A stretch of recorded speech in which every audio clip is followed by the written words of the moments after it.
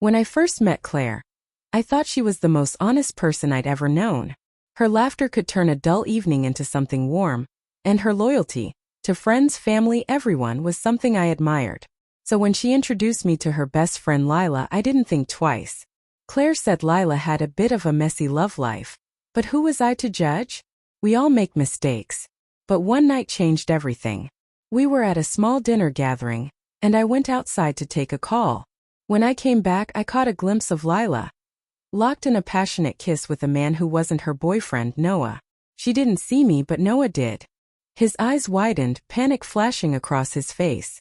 I stayed silent, thinking maybe it wasn't my place to interfere. The next morning, though, Noah called me. His voice cracked with anger. He'd found out Lila lied about being at a friend's place, and wanted to know if I'd seen anything. I told him the truth. I thought honesty was the right thing. That's when the storm began. Lila found out I told Noah and called Claire in tears, claiming I made it up because I didn't like her. Within an hour, Claire was at my apartment, furious. Her words cut deep. Why would you try to destroy her relationship, Ryan? She's been through enough already. I tried to explain, but she wasn't listening. She said, if you ever bring this up again, we're done. That was the first time I saw the line between right and wrong blur, when love made her blind. And I started realizing, maybe Claire didn't want the truth. Maybe she just wanted peace, even if it meant pretending lies didn't exist. Still, I stayed quiet for her. But lies don't stay buried forever. Weeks passed, but the tension never really faded. Claire acted like everything was fine. Yet there was this coldness between us, something unspoken that lingered in every room we shared. She stopped talking about wedding plans, stopped laughing at my jokes, and every time her phone buzzed, she'd flinch like she was afraid of what I might see. One evening, I came home to find her sitting on the couch, scrolling through her messages, her face pale. Lila's name flashed across the screen. I didn't mean to look, but the message preview was right there.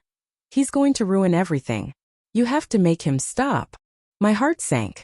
Claire noticed me standing there and snapped, don't you dare start this again. I tried to stay calm. Claire, she's using you. I saw it happen with my own eyes.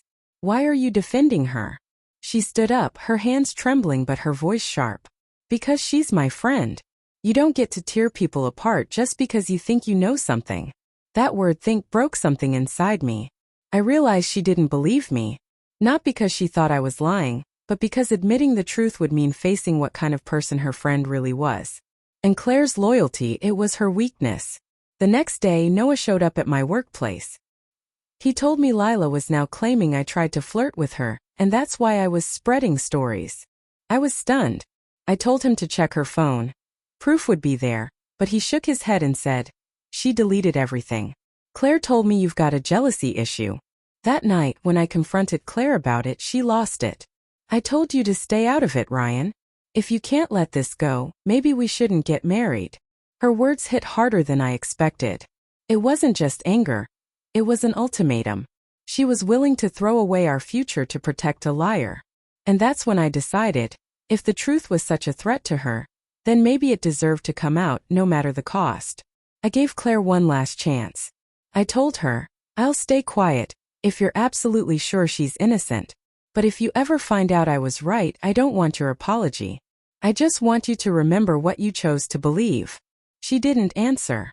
She just walked away. 2 weeks later, karma did the talking for me. Noah showed up at our apartment, his face pale, shaking. He'd caught Lila red-handed with another man.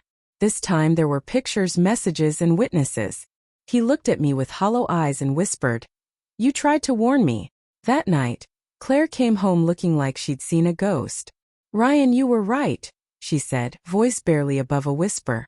But before I could respond, she added, you still shouldn't have told him. You made things worse.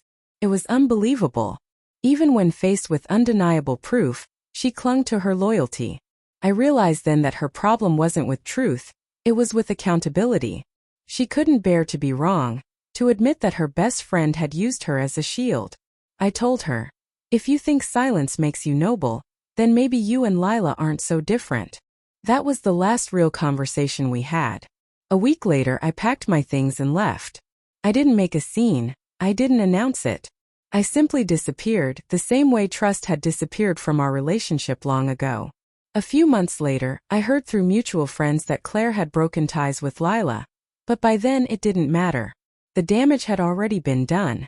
Sometimes I still think about that night. The argument, the threats, the look in her eyes when she realized what she'd lost. But mostly, I think about how truth doesn't need anyone's approval to exist. It just waits, quietly, patiently, until the lies collapse under their own weight. I never needed revenge. Watching the world she built on loyalty and denial crumble on its own was enough. And if Claire ever wonders why I walked away, I hope she remembers that I didn't leave because of Lila. I left because the person I loved chose a lie over me.